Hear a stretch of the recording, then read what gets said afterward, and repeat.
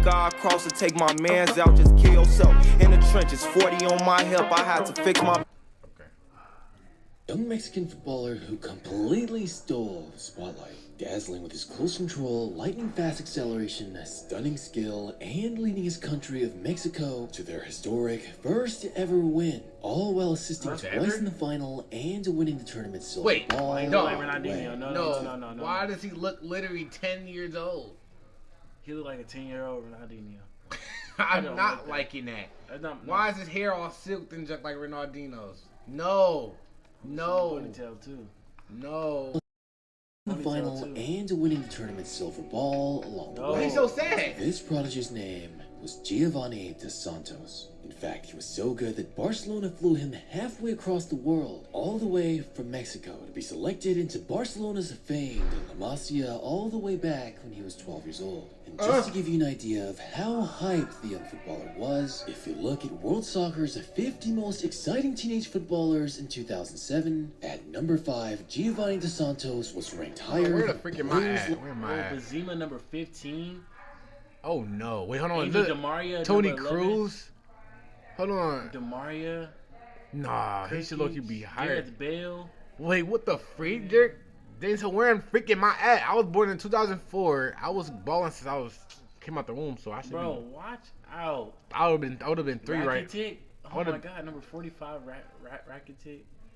Sanchez. 42. Oh, heck nah. I would have been 3. Mesut Ozil 37. Can you stop? Oh, heck nah. That's kind of crazy. This list is kind of wild though. Like Gareth Bale, Sergio Aguero, Angel Di Maria, Karim Benzema, Tony Cruz, Mesut Ozil, and Alexis Sanchez. And to make it even more legit, Giovanni dos Santos was a personal favorite of manager Frank Rijkaard, who saw his potential, and a younger brother and apprentice to the guy who many thought his game was similar to most. Younger brother. The then best player in the world, Ronaldinho. So promising that he was named up there in the conversation for not next to Messi. Not next to Messi. Why did he all? Why they hold? Did they win something together? Why they holding it together? Stop. I don't like the group project. I don't like this. I don't like this especially. I'm not looking at chat no more. Named up there in the conversation for Barcelona's brightest young talent. But despite all that, today he's largely forgotten. So just what happened? Oh God, what is Ronaldinho telling? We already seen Ronaldinho's son. So I've been getting paid for the last 3 months from this remote job that literally just pays me to read. Where's the skill video? Understand that Giovanni dos Santos hype and see why Barcelona decided to bet on him, we first have to go back to where it all started. In 2001, Mexico, along with 40 other countries, participated in an international youth tournament called the Danone Nations Cup, was held in Paris. Mexico would make a surprise 5th place finish, all thanks to the tournament top scorer and a Golden Boot winner, the 11-year-old Giovanni dos Santos. Wait, hold on. What did that just say? Wait, hold on. Did you just hear Golden Boot winner? Wait, Jordan, I heard a Golden Boot winner. I heard a Golden Boot winner. Stop telling me I'm on my knees right now. React to my edit. Yo, can you be patient? They finish, all thanks to the tournament top scorer and a Golden Boot winner, the 11-year-old Giovanni dos Santos. It was so impressive that Barcelona scouts decided to sign him along with his younger brother, Jonathan dos Santos, on board to their prestigious youth academy. It's a family package. However, it was always Giovanni that was seen as the more promising of the two. But at the time, in Mexican football, there was never really any young prodigies to have so much hype and even be accepted into a youth academy as big as Barcelona. And you know it's a big deal when you're being backed by one of the biggest organizations in the world. But don't worry, you can too with today's sponsor, So if you do not ball, made his journey to Barcelona in order to pursue his dream. Under Barcelona's esteemed coaches and alongside talented teammates, Giovanni flourished in the nurturing environment of La Masia. His speed, dribbling, and ball handling quickly became evident. And just a year after Giovanni had moved to Barcelona, they would sign Ronaldinho, who at the time was one of the best players in the world. And if you didn't know, La Masia students often get the opportunity to meet and train with Barcelona first-team players. And it was during a training session that the young Giovanni caught Ronaldinho's eye. With his nimble footwork, raw talent, and wild playstyle, Ronaldinho would notice the brilliance of the young Mexican and would eventually take him under his wing. And not only did they share a similar flashy playstyle, but the same hair as well. Then a couple years may not be later, doing no Ronaldinho looks. would reach Stop. the peak of the footballing world when he won the 2005 Ballon d'Or with Barcelona. Man, he was going crazy And this season. coincidentally, this was also Giovanni's breakout season in his youth years, as, like I mentioned, he would carry Mexico to their first ever Under-17 World Cup trophy while winning the silver ball Under-17? along the way. The comparisons couldn't have been made at a more perfect time. Dos Santos became a national sensation in his country, and to many, Giovanni Dos Santos was quite literally the Mexican Ronaldinho. And with the heights that Ronaldinho reached, many looked at Giovanni and expected the same thing. Back then, it was a completely legitimate expectation. The following year, Giovanni Dos Santos would finally have the opportunity to move up to play in Barcelona B, as after all the recent success, he was seen as one of Barca's Did it top not look like three that was off? brightest. Is that not As like he was on after the all the ground? recent success, he was seen as one of Barca's top 3 brightest prospects, Top 3? alongside Bojan Krikic and, of course, Lionel Messi.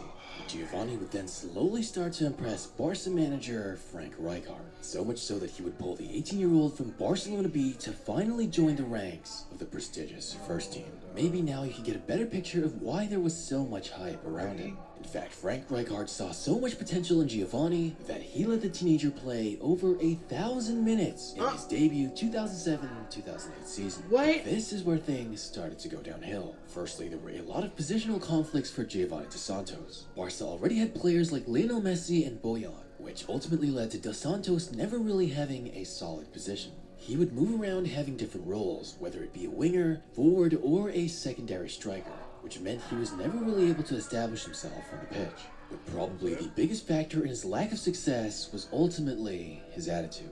As Ronaldinho's apprentice, he would always try to be like him, but that didn't always necessarily apply on the pitch. There were rumors of how Dos Santos would pick up on Ronaldinho's wild nightlife and lifestyle, leading to overall less fitness and discipline, which would come back to affect him later in his career. I ain't gonna lie, dog. Ronaldinho, bro, freak, more bad influence, dog. Yeah. God freaking dang it. Ronaldinho. But at the same time, but he though, still chose to do it. exactly. Though. Like at the same time, you have to be more mature. Yeah, but how old was he though? Is a real question. Under 17 or 17 and older. Yeah, bro. You Still, look bro. up to him, I was freak, still bro. more aware, like who was a bad influence in my life. Yeah, at especially 15. Especially when you got all that hype around you. You gotta lock in. You gotta be smart. You gotta lock in. That's how you become great right there. But he was not there yet. Ronaldinho. The two had similar playstyles, hairstyles, and loved to party. This was also one of the biggest criticisms of Ronaldinho's career, as after winning the Ballon d'Or and Champions League with Barcelona, his commitment and discipline with football had never been the same, and it kind of rubbed off on the young superstar Dos Santos. Being a hero for your country and a prodigy accepted into La Masia from a young age inflated the idea that maybe he could be like his idol Ronaldinho without having to work as hard. And I guess it's kind of ironic how one of Ronaldinho's apprentices would pick up on his behaviors outside of the pitch, while the other would use his mentorship to improve on his game even further. But after the end of the 2007-2008 season was a crucial time for Barcelona, as club management would sack Frank Rijkaard and put Pep Guardiola in charge, going through a massive change and getting rid of players like Ronaldinho and Deco while bringing in more committed players that Pep wanted, like Busquets, Dani Alves, and Gerard Piqué. Giovanni might have very well had the chance to stay with Barca for their treble-winning season, but seeing as Bojan had probably the greatest debut season of any Barcelona player ever, and Messi really breaking out into a star, Giovanni wanted more playtime and recognition, wanting to follow in Ronaldinho's footsteps. And instead of continuing to fight hard to get a spot in Barcelona's elite starting 11, Giovanni ultimately chose to leave the club, while his brother Jonathan Dos Santos would remain with Barca for several more years. Thus, Giovanni would make his way to the Premier League. Tottenham would sign the 19-year-old as they believed he had that insane potential. In fact, they signed Dos Santos and Modric in the same transfer window, as they had huge hopes that these two could one day turn the club around. However, this was when his attitude really started to affect him. Off-the-pitch controversies and concerns about his commitment to the game also played. Oh, he Giovanni. devious in the back. God, he look like Didi Osama. Bro, I don't lie, bro. Yeah, he definitely off some. He look like he don't even sleep. Yeah, bro. He like, yeah, bro. I don't cap. He too devious. He even trying to show the rest of his face, bro.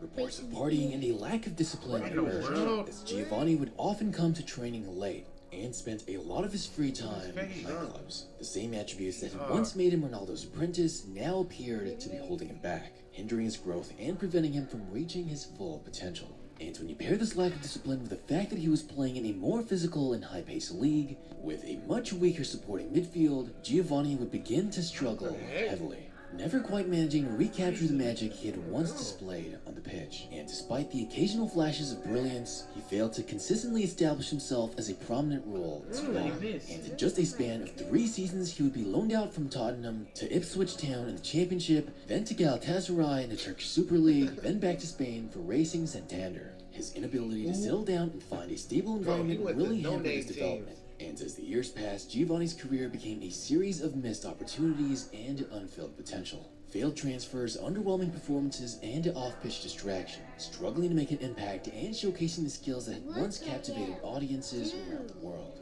The relentless cycles of injuries and inconsistencies eroded his confidence, and the hype that had once surrounded him gradually faded into distant memory. But at 26 years old, for the first time in his career, Giovanni Dos Santos finally started to make a comeback. He was in the best condition of his career, finally starting to dedicate himself fully to training. He would sign with respectable Spanish side Villarreal in 2013, having the best season of his career with 12 goals and 8 assists in 34 matches. Roughly 8.58 goal contributions per game, as it was his first of only 2 seasons in which he scored double-digit goals. Then after a couple of redemption seasons at Villarreal, Dos Santos would move to LA Galaxy in the MLS, where he would become a fan favorite and further improved his professionalism and made a full 180 from the attitude he had in his younger years. This was the most successful and stable run of Dos Santos' entire career. But unfortunately, a string of injuries he suffered in his most recent club in America required multiple surgeries would sideline Dos Santos for a very long time. And sadly, ever since 2021, he's been a free agent not playing for any club. And while it's easy to dwell on the disappointments and what-ifs of Giovanni's career, despite the lack of club success, Dos Santos helped win the gold medal for Mexico in the 2012 Olympics, along with 3 CONCACAF Gold Cups. So looking at his story, 2012 Olympics, along with 3 CONCACAF, Dos Santos helped win the gold medal for Mexico in the 2012 Olympics, along with 3 CONCACAF Gold Cups. So looking at his story, it's important to remember that every athlete faces unique challenges and obstacles along their journey. Talent alone is not enough to guarantee success. It takes dedication, perseverance, and also requires you to look at yourself and make the changes to improve, which Dos Santos has managed to learn from. Though his path may have veered off course, his story serves as a reminder that redemption and reinvention are always possible, as long as you have the dedication and commitment to rise again. That's a fact, though. There'll be a video about Raymar, bro. I ain't gonna cap. That's a fact, though, bro. If he just, dang, but this is just injuries free. I feel like he should have locked in more when he had the peak of his career. He should have locked in more right there. I ain't gonna cap. He would have became more better. Give me a set. Heard you want to talk to them mob. Heard that you trying to get involved with it. Heard that you trying to come